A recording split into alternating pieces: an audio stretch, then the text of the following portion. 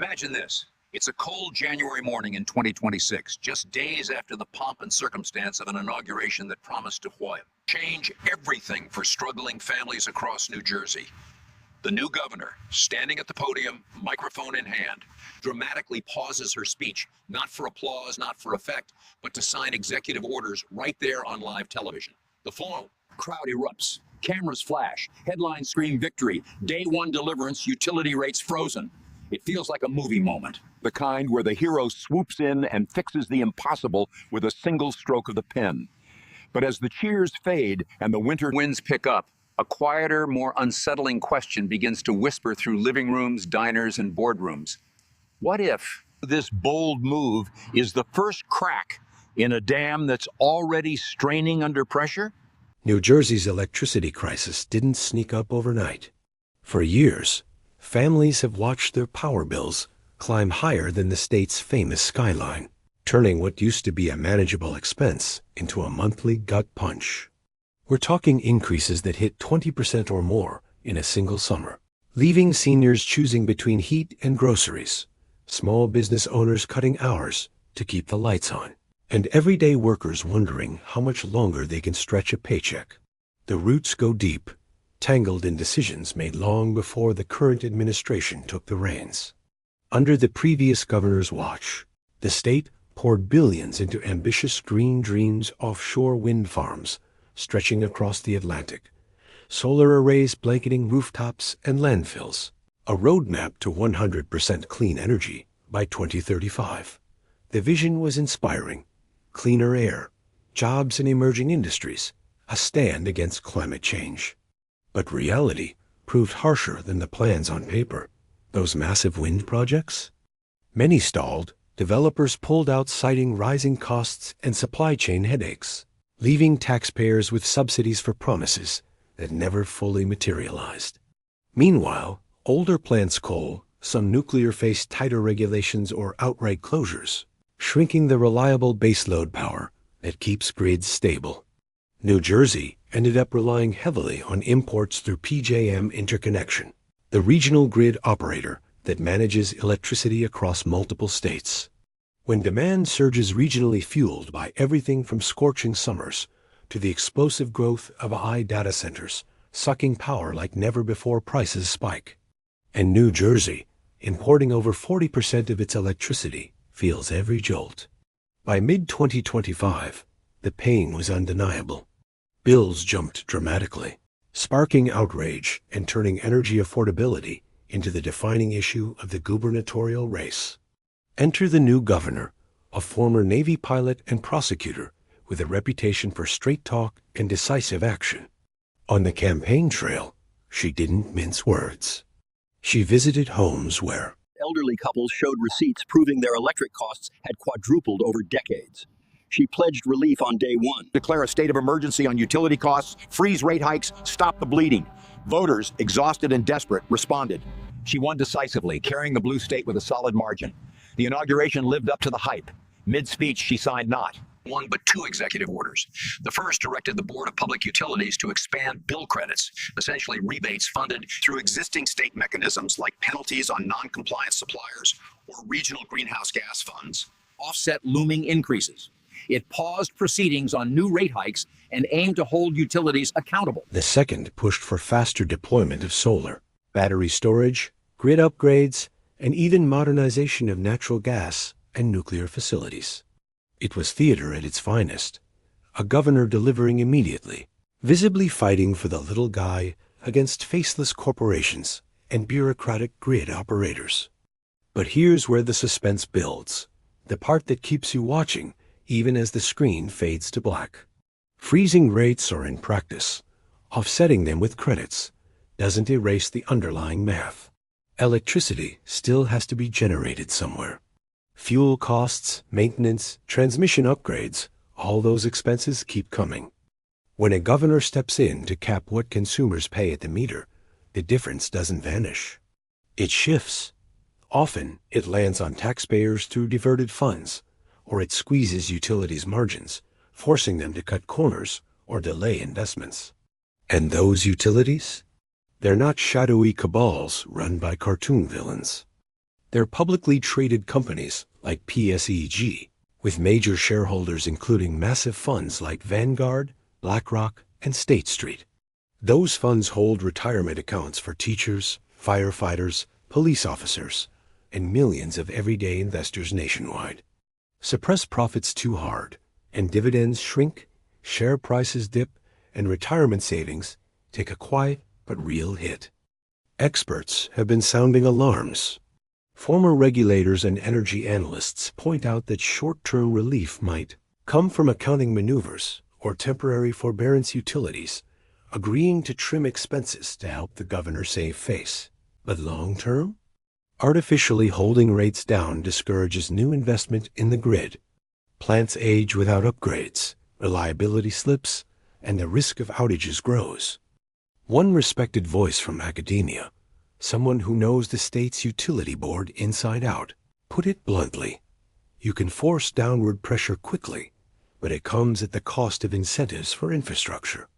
Lawsuits could follow from utilities arguing their returns are unfairly squeezed.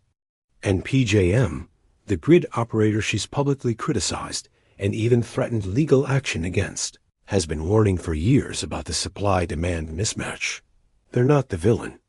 They're the messenger.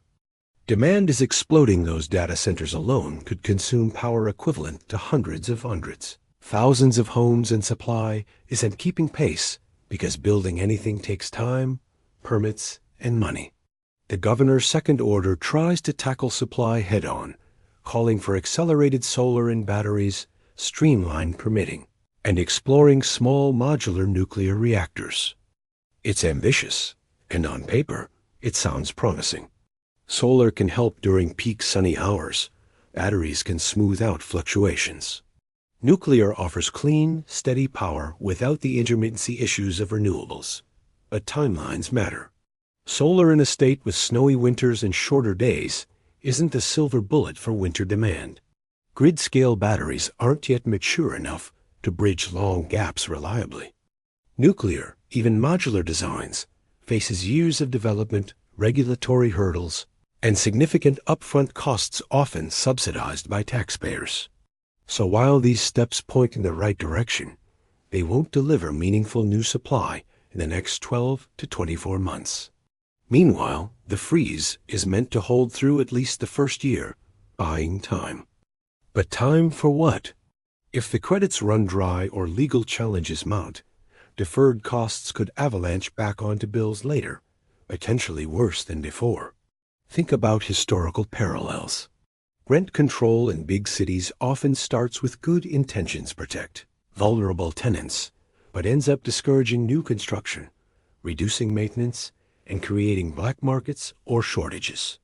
Price caps on energy in other places have led to underinvestment and eventual spikes. New Jersey's situation echoes that. The state needs more generation capacity desperately.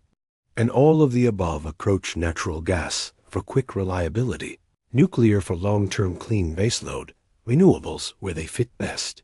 Combined with serious permitting reform, could lower prices through basic supply and demand. More power available means competition drives costs down. But that requires tough choices.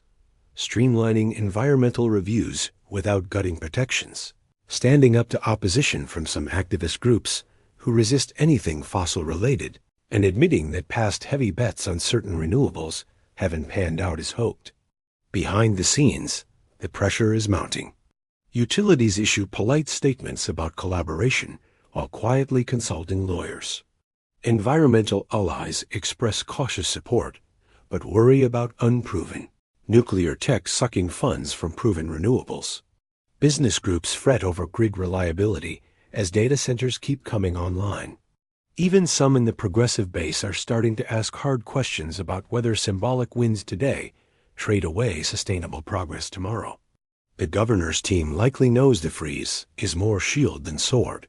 Cosmetic credits, some efficiency tweaks, perhaps minor rate of return adjustments for utilities. They bet that small, visible relief now buys political breathing room that voters remember the photo ops more than the eventual bill shock. Yet the human cost is what keeps this story gripping. Picture a family in Newark or Camden opening their next bill, hoping the credits make a difference, only to see the relief is modest, maybe $20 or $30 a month if they're lucky.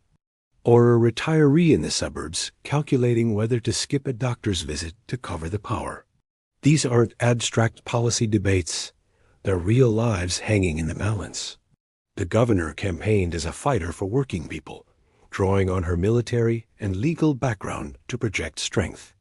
She railed against corporate greed, pointed fingers at the regional grid, even tied some woes to federal policies.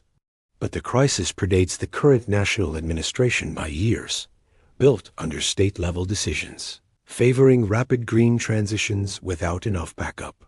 What happens next is the edge-of-your-seat part. Will the credits hold through summer peaks? Will lawsuits from utilities or challenges from PJM derail the plan? Will new solar solicitations actually break ground fast enough? Or will the underlying imbalance, rising demand from tech giants, stagnant supply force a reckoning? When the temporary measures expire, deferred costs could hit like a delayed storm, pushing rates higher than ever. Families who cheered the inauguration might feel betrayed, not by malice, but by overpromising in a system that doesn't bend easily to executive fiat. This isn't about rooting against anyone. It's about hoping leaders level with people. The honest path would acknowledge the complexity. This will take years. We'll provide targeted help for the most vulnerable now, but we need patience while we build real capacity. That might not win landslides, but it builds trust. Instead, we get bold gestures that thrill in the moment, but risk crumbling under scrutiny. New Jersey stands at a crossroads. Energy isn't partisan. It's foundational.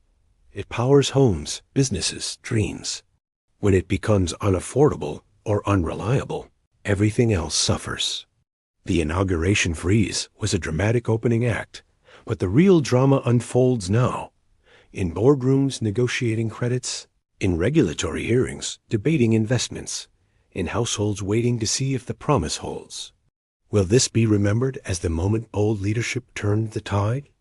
Or the warning sign that quick fixes can't outrun economic reality? The lights are still on for now, but keep watching. The bill is coming due, and the story is far from over.